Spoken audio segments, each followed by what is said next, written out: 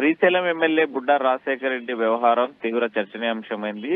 నిన్నటి రోజున శ్రీశైలంకి వెళ్లేటువంటి క్రమంలో దోర్నాల నుంచి శ్రీశైలం వెళ్లేటువంటి ఘాట్ రోడ్ లో తనకు అనుమతించలేదని ఆగ్రహం వ్యక్తం చేస్తూ స్థానికంగా ఉన్నటువంటి అటవీ శాఖ సిబ్బంది పైన ఫైర్ అయ్యారు. ఆ నేపథ్యంలోనే ఈ ఎమ్మెల్యే అనుచరులు వీరంగా సృష్టించారు. ముగ్గురు అటవీ సిబ్బందిని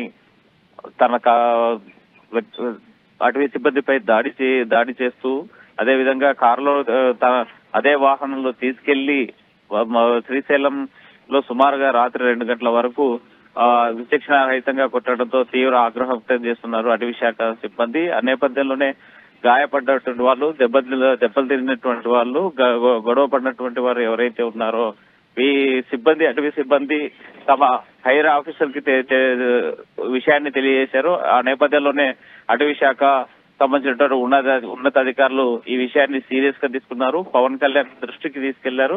పవన్ కళ్యాణ్ దృష్టికి తీసుకెళ్లిన తర్వాత దీనిపైన చర్యలు తీసుకోవాలని చెప్పినటువంటి నేపథ్యం ఉంది.